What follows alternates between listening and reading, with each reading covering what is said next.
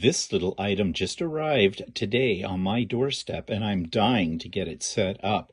I've been looking for something like this for a long, long time.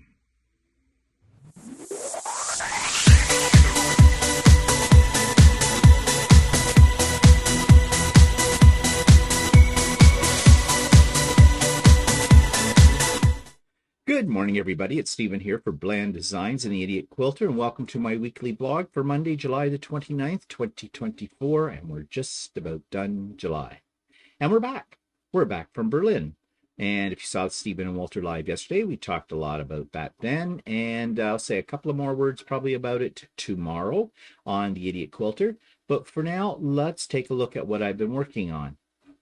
Nothing. I've been away. I've been working on spending money to buy fabric. And those of you that saw my videos that I posted last week from Berlin, Ohio, saw my $3,000 haul. Yes, I said $3,000. But as I explained yesterday, I saved for this. I know it's coming up. I put money aside. I have a fabric fund. And that's how I do it. Yeah. So it's the best way. I've always been a budgeter type of person, but I'm also a planner as well. So although I said I don't have anything to show you, I do give you a quick look at some of my projects that are coming up. I use a program on my Mac, which is actually a Windows product called OneNote. I love this program because it allows me to make, I'm a note maker, I'm a list maker, and this allows me to do all those good things in this. So I have my what I call priority projects. Now, will I get these done? Will I stick to this list? Probably not, but it gives me a sense of well-being. I don't feel as overwhelmed. Right now, I have about 7 quilts that need to be quilted. So my idea, again, best laid plans of mice and men, is to not start any new projects until I get all those quilts quilted and bound and out of my hair. We'll see how that goes. Yesterday I got 1 quilted out of that pile. Today I'm hoping to get another one. And ideally by the end of the week I would have maybe 4 quilts quilted. But life always gets in the way, doesn't it, of your best laid plans, as I said. So we will see what happens with that. Now tomorrow on Idiot Quilter I might go through this list a little bit more extensively. But for the sake of the vlog, I don't think I need to do that. So let's move on. Let's move on to the channel of the week. Now, this is interesting because with the turn of events in the American politics, with Biden stepping down, Kamala taking over, Trump, the attempted assassination on Trump, all of that, the dynamics of American politics for this next presidential election have changed drastically. I mean, they weren't in good shape to start with, okay, but now they're, I don't know, it's anybody's guess. But I think there's been some new hope with Biden stepping down for the Democrats. And I'm not going to pretend I understand how American politics work because it's very different from the way it works in Canada. A lot of things are very different in the States from Canada, although Americans like to think that Canadians are just their little sister, little brother kind of a deal. We are not. More about that soon. But at the moment, I found this particular video, which I think we're going to see a lot of these videos over the next coming months, which are very bold commentaries on what's going on in the States. And many of them are humorous, and this is one of those. And this is a parody, musical parody done by an older couple called Kiss My Rump, Donald Trump 2024. So here's my review of that. This week's YouTube video is one that I think we're going to see a lot like this in the coming weeks. Now that the politics is in, or the election for president is in full swing with all their preliminaries and things that they do in the American political system, and since Trump has a new individual who's going to be his nemesis with Kamala, there's going to be a lot more anti-Trump videos out there, which I'm all for.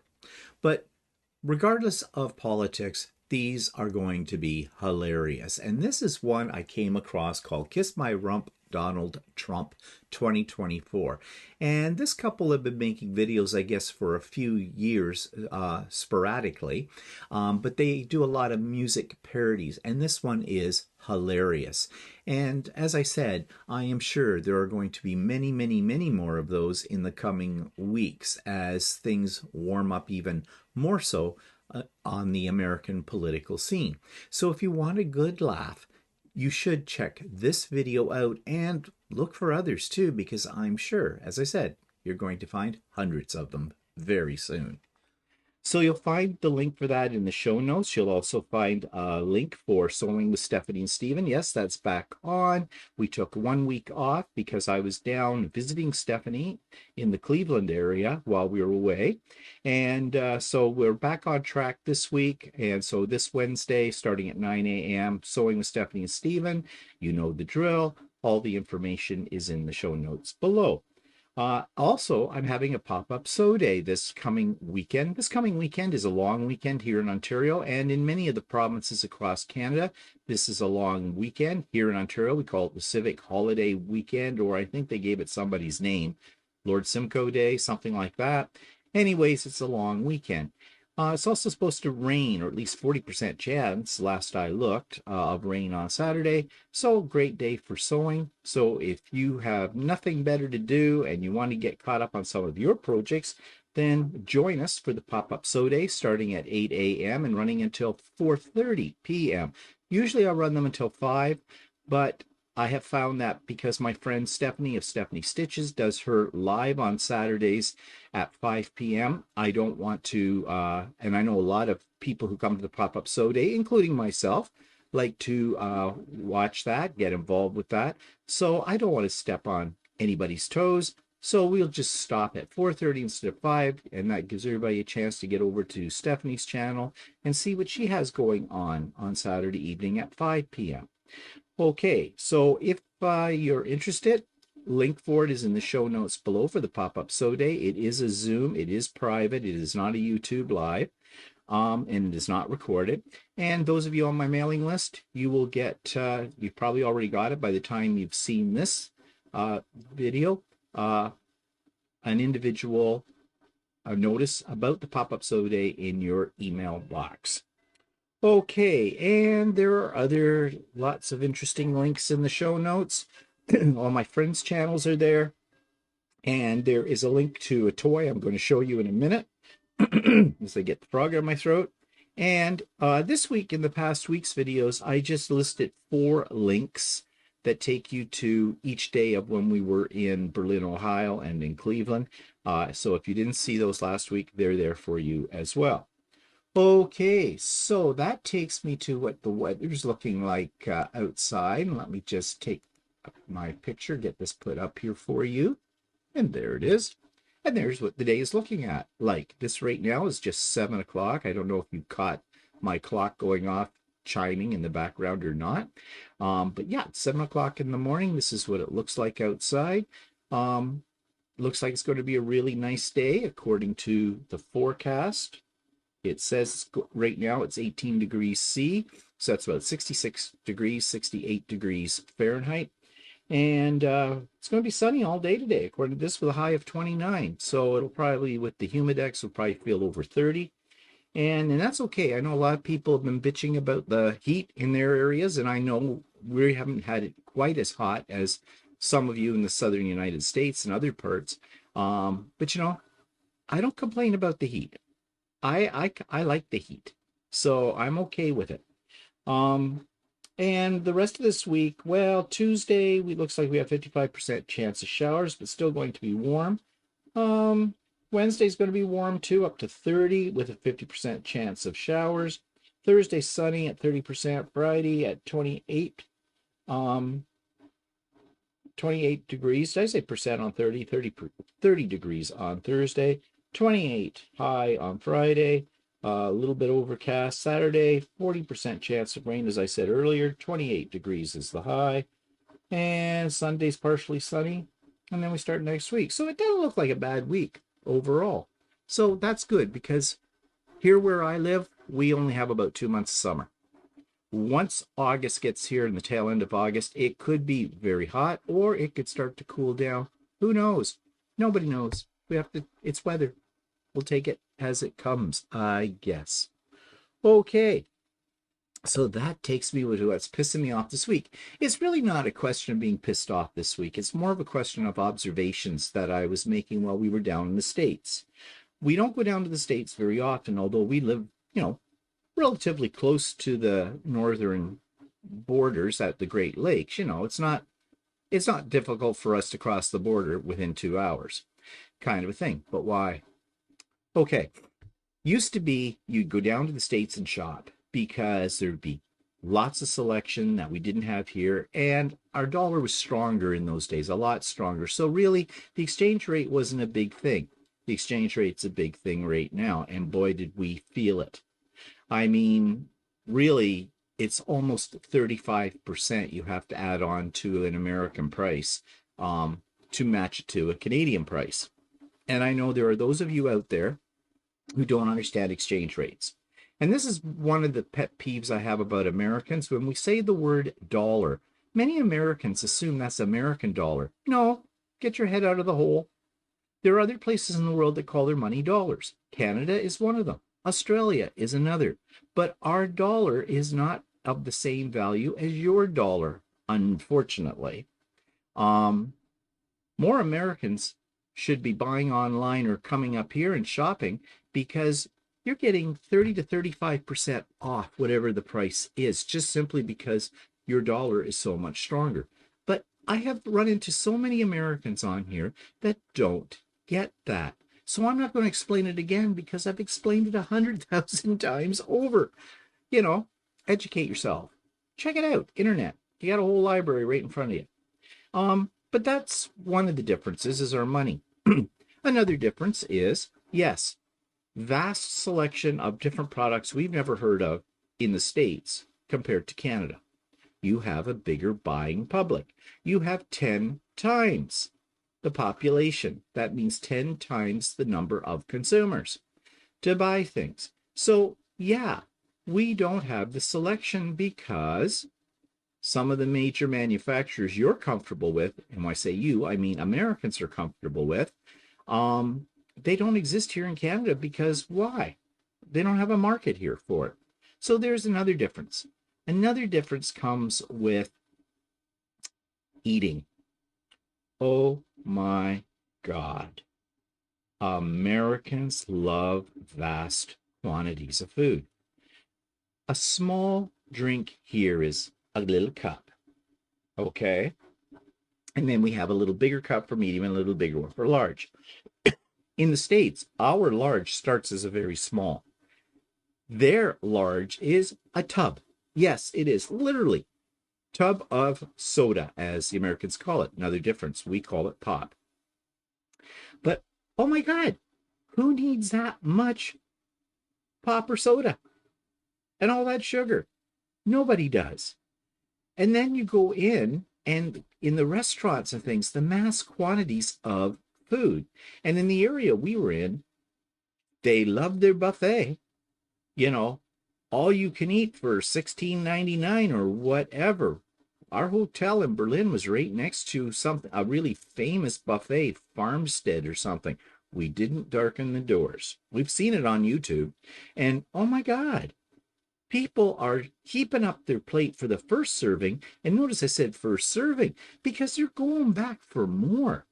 No wonder Americans have a major problem with obesity. I don't understand that.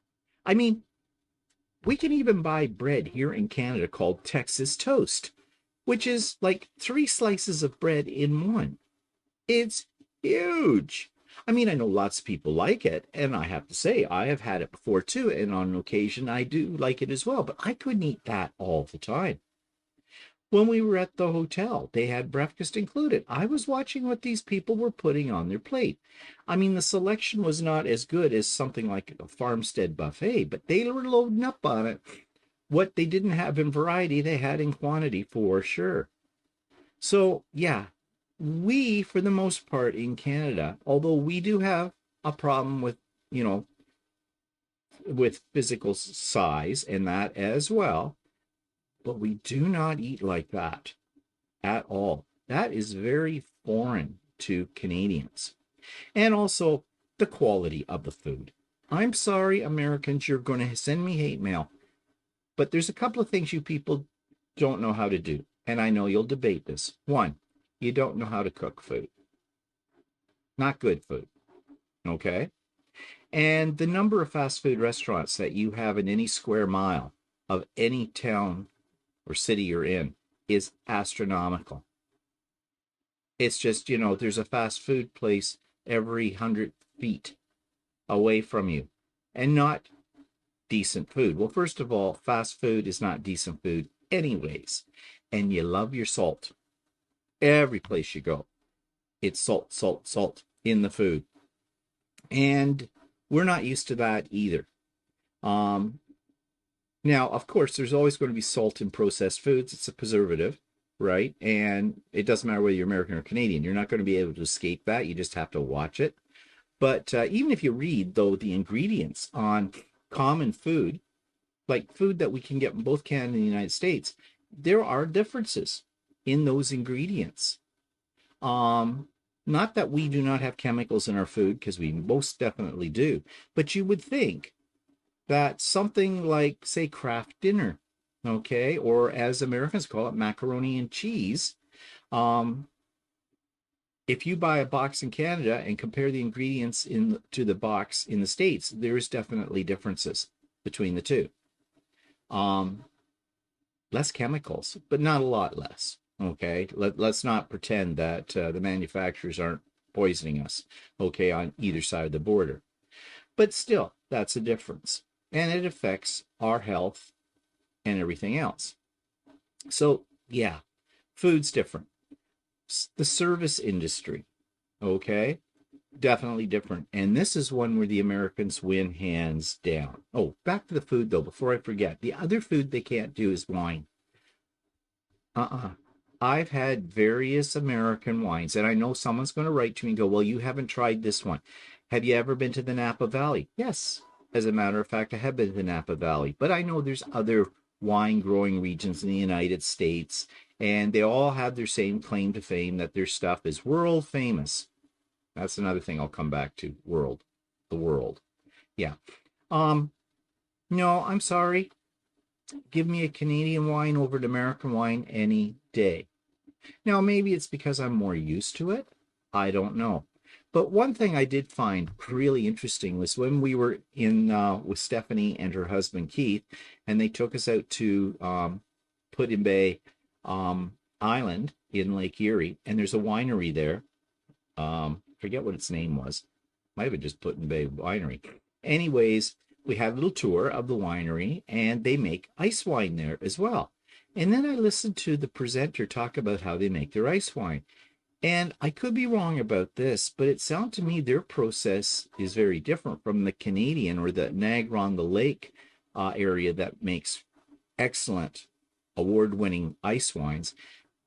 The winery on the island freezes their grapes and then uses that to make wine, and that's what they call ice wine.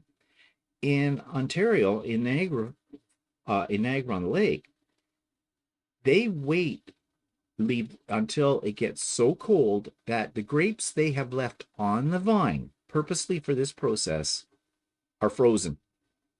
And they have usually only one night in the dead of night that they go out and they pick those grapes. Because if the temperature warms up in the morning when the sun comes up, that destroys the crop. So they watch it closely. I don't know why there's a thumbs up, but speaking of which, you can give me a thumbs up if you like. Gotta watch my hands. This thing goes off. So that's how they process it, and it's different.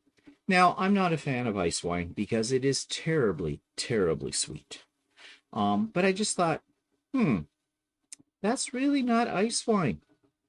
Okay, no. So, yeah, and we did have some wine in the United States. We did buy some bottles and drank it, and okay, you're going to say this is coming from somebody who drinks wine out of a box. Yes, it does. And even the box wine was better. I'm sorry. You know, I sound very Canadian right now. I'm sorry. But no, I haven't had one yet that I can truly say, oh my God, that is absolutely wonderful. But going back to the idea that a lot of things in the States have the word world attached to them. You know, world famous, the best in the world's biggest, the World Series. And that shows you attitude. The States are not the world. They are one country amongst many, many, many other countries on this globe. But everything for them, that is the world. And that's another difference between Canadians and the Americans. We are not the world. And neither are Americans. So get over yourselves, really. Sorry. Sounds like I'm slamming you. Possibly I am. Okay.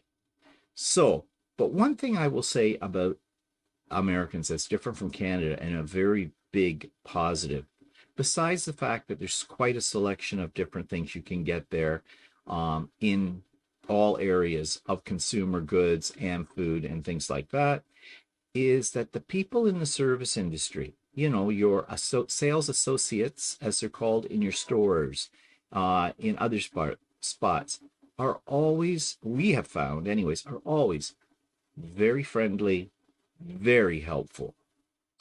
I'm sad to say that in Canada, you will not find that level of service at all. And there are probably a various number of reasons for that, but I don't want to really get into them because it borderlines on cultural differences within our own country. Okay.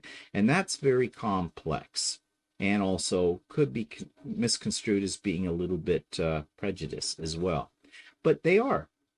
From the people that checked us into the hotel, except for one lady, but that's okay, to the people in Walmart working there.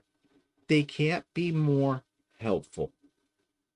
They know how to serve. I will say that for the Americans, and we could learn a few things from that. But otherwise, I guess the bottom line is this. We are different, Canadians to Americans. And that's not a bad thing. You know, that's not a bad thing. It keeps life interesting, doesn't it? But if you're an American and you're coming to Canada and you're expecting things, as Americans often do when they travel, expect it to be very American-like, well, some things are, but you're going to be sadly disappointed because it's not going to be home. Look, Dorothy, you're not in Kansas anymore when you come up here. And we're not in, you know, Timbuktu when we go to the States either. So I suppose we should just embrace the differences between our two countries. And, you know, it makes travel interesting, doesn't it? You learn something about different cultures, different people, and you get to try a whole lot of new things that otherwise you might not. So, yeah, that's my comparison. And those are some of the things that I already knew this, but it was a refresher course when we traveled down to Ohio this time. Okay, so let's talk about new products. Well, while we were down visiting Stephanie, I got a chance to see her studio, her sewing room, and that was really great. And I saw something that I had to have, and I'm going to show it to you now. This is a mount for your camera, you know, your iPhone, iPad, whatever. And as this picture shows here, I've been looking for something like this that can stand on its own without clamping. I have ones that clamp, but I don't like them for this kind of thing. This one's really flexible, and you can, you know, show the surface of a work area very easily. So I asked her what it was called. She told me, as you can see here, it's called the Arkon Pro Phone or Camera Stand for baking, crafting, nail art, ceramics, or makeup videos, retail black. Okay. It's not that expensive. This is Canadian price, of course, $136.30 plus tax, cost me just slightly over $150. I ordered it. I got it on Saturday, and I'm loving it. It's just going to make certain videos that I make so much easier to do. I wish I'd bought one of these a long time ago. And I have looked for them and I have found some, but you just don't know until you've actually seen it and see someone use it. And Stephanie, of course, uses this for hers. And, you know, if Stephanie likes it, then I'm going to like it for sure. So I purchased one of these and I'm really glad that I have it. It's just going to make life so much easier. So that, and then I also ordered some filament because I was getting low.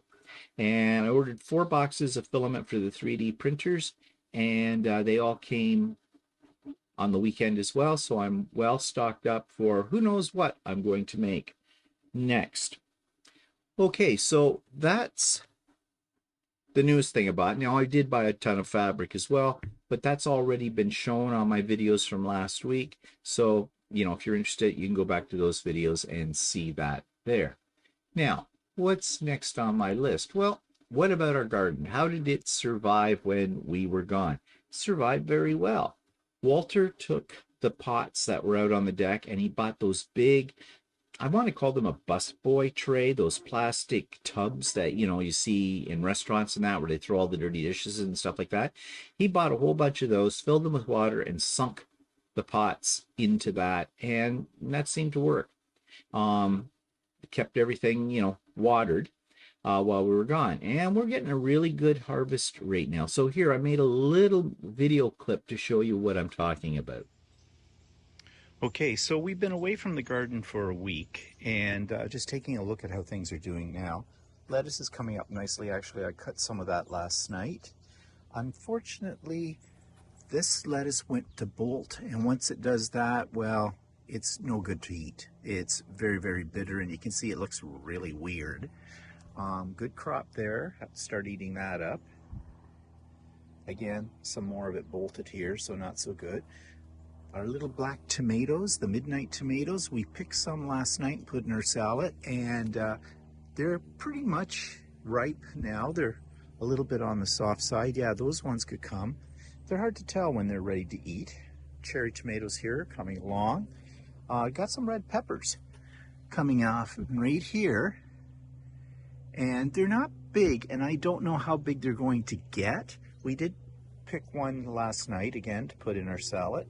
Green peppers, this particular variety, are doing really well, and again, we had some of those last night in our salad. The Roma tomatoes are doing pretty good, and then regular tomatoes, they're coming along too. This is our cucumber, and we've got little ones coming again. We've already picked 3 good-sized cucumbers from this, but it looks like we're going to have a few more too, so that's good. That's an experiment that worked. This plant, what is this? It's got buds. I think this is a pepper plant, and we've had a few off it, I think, as well. Yeah, we'll see what happens here. You can see there's little buds right there. That's the basil. We've been eating that. Onions. Onions are looking a little sad, but they are there, and we can pick them. The chives, of course, are a weed. They grow like a weed. This is hot peppers, and as you can see, a few on there, and we have had 1 or 2 off of there, and they've been pretty good. I do believe they're jalapenos, and there's some more flowers, so that'll work. The radishes do not work. What we've been eating is these, the little green buds. These are great. They taste like radishes. You can eat them. You can put them in your salad. But as far as radishes are concerned, we're not really getting much out of that. So that's how our garden is doing. No less for the wear. Walter put them all in big vats of water when we left for Berlin. So yeah, they're doing well. And so that takes me to my segment on, can I print this 3D effing thing? Well, one of the problems with 3D printing, and there are lots of problems with 3D printing, regardless of what people may show you on YouTube that do time lapse, theirs always seem to come out perfect. Mine don't, although mine are coming out a lot better since I bought the 2 new printers that are faster and bed level automatically. I'm loving those printers. But anyways, I want to talk a little bit about supports. There are some models that you'll print that have to have little extra pieces that sort of support areas that as they're printing are hanging out sort of in space, because a 3D printer doesn't do well printing on air. You get spaghetti, okay? But I hate using supports because oftentimes when you're using supports, it's the taking them off after that can be a real pain in the butt. But I've got a little video clip here showing you what I mean about the difference between using supports and not using supports. I'm going to stick that in here right now. One of the things you're going to find, especially as a new user to a 3D printer, is something that gives everybody a real pain in the butt for various reasons. Now, I have a picture up here on the screen showing you two 3D prints that I did on the same printer. One of them did not have what are called supports, and one did have supports. So what are supports? Supports are basically little extraneous pieces that the printer prints while it's creating a model in order to support overhangs or pieces that might be flying out into space, so to speak, so the filament doesn't have anything to hang on to. And these can cause your model to collapse, the finished product, or it can also cause for you to print in mid-air. So that's what we call spaghetti, when you just have a lot of filament just all over the place. And you can see an example of spaghetti inside the left example here. If you look carefully at it, you see all of this extra little strands of filament. And if you were able to see inside this even further, you would see a lot more of that. Well, yeah, you can clean that out, but what it means is that some of the parts that you can't really see in this picture did not smoothly print out. They are missing pieces, and that's because I didn't use any supports on that model on the left-hand side.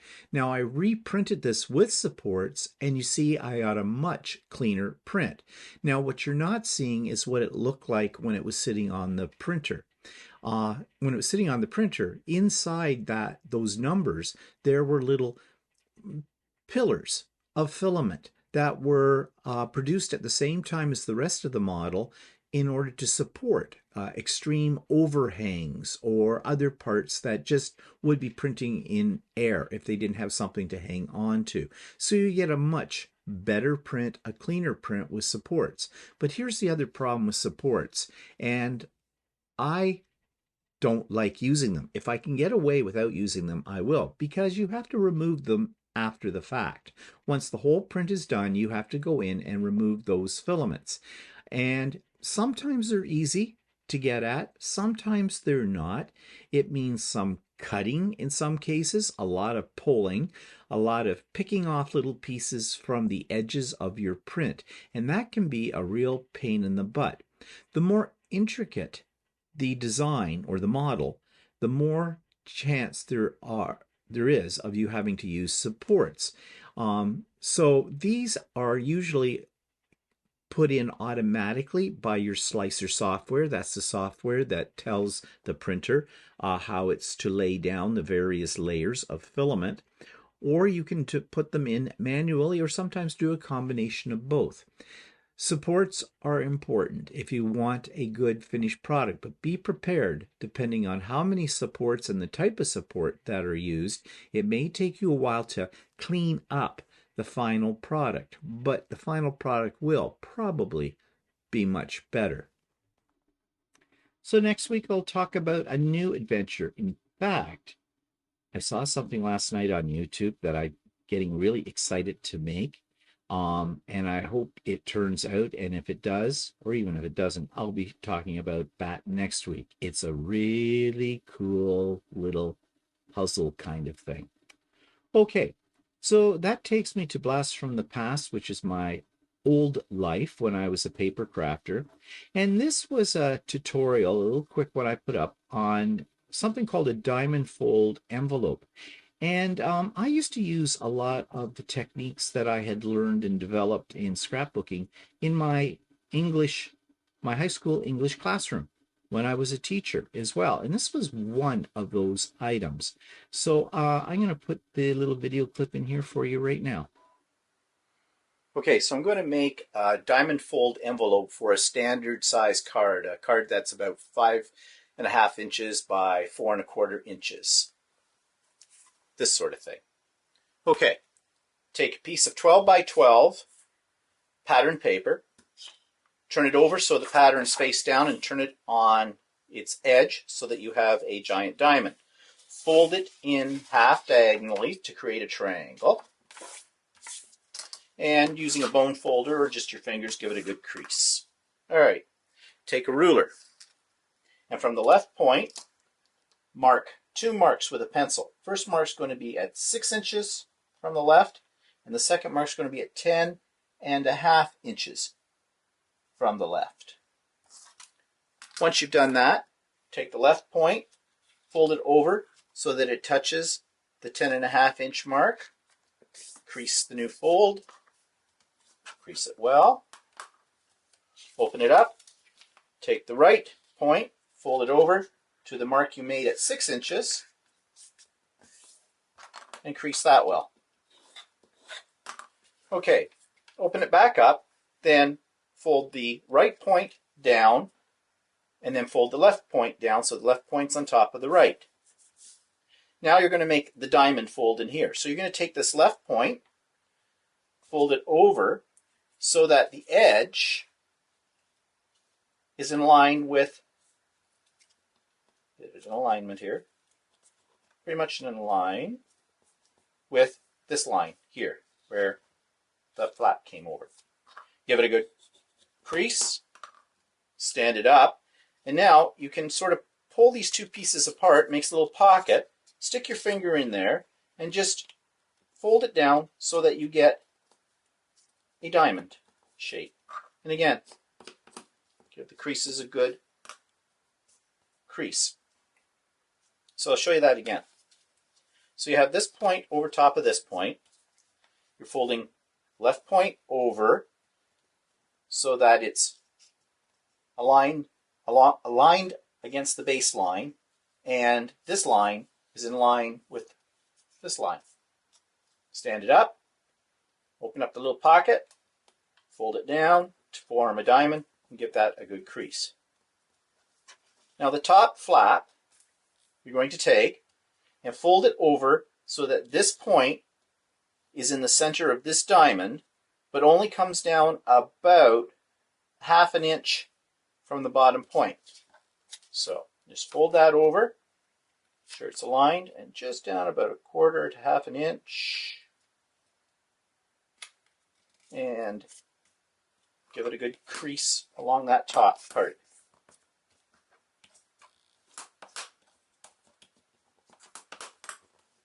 And then you can open it up, take this part, close it down. So this top flap tucks inside the diamond. Now we need to seal the bottom. So opening up the bottom flaps, and take a bead of glue, just right along the edge of the right flap, just a thin bead of glue. You may want to spread it out a little bit with your finger. And then fold it over and seal it. You may have to hold it down a few seconds depending on the kind of glue you're using. I'm just using a white tacky glue, which has a quick drying feature. And then on the right flap, now you notice you've got sort of this part where the diamond is, so you don't want to glue the diamond. You just run another thin line of glue, a little bead of glue. Doesn't take a lot. And spread that out with your finger. Now don't spread too much glue up along the top part, or you're not going to have enough room to fit the card inside. Fold it over, hold it down to get the glue to set, and there you have it done. Now, here's my card, and all it does is slips right in here, and this folds over. You may have to adjust the fold slightly because it's not a lot of space left over. Again, you may want to seal it down well. Tuck that in. Now, when you go to give this to somebody, just find a decorative sticker or seal or something and just stick it over the top of this little point here, and that'll keep the whole envelope sealed. And there you go. Have a nice little envelope.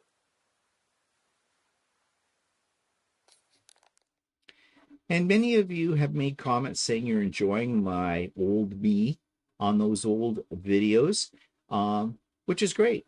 I'm kind of enjoying going down memory lane with these as well. You know, it's where I started, where I've come from, where I am today. All right, so events in the past week. Well, obviously, we were in Berlin, Ohio, and in the Cleveland area. We left last Sunday, and we got back Friday in the afternoon.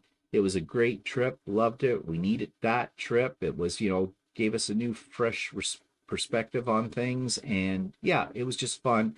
And I have a great time anytime I'm buying fabric and meeting up with good friends like Stephanie of Stephanie Stitches. We met her husband face to face. We've seen him on video before, but it was nice to meet Keith face to face, and her children. And her children are adorable and so well behaved. Her oldest, Sarah, is a scream and a half. She's got a great sense of humor. She's very smart. All of her children are very smart. Her youngest, Henry, is just a little doll. I mean, okay, I'll let you in on a little secret. I talk about eating children, popping them in microwaves and beating them, possibly hitting them with a car. I actually like children. Yeah, enough said. Now you know the secret behind me. But yeah, Henry, he's just an inquisitive, cute little guy. Her other two children, Christopher, he's shy, but he seemed to warm up while we got there. We were warned beforehand that he might be a little standoffish, and he was. But he's a 12-year-old boy. They can be like that, and that's fine. And then Luke.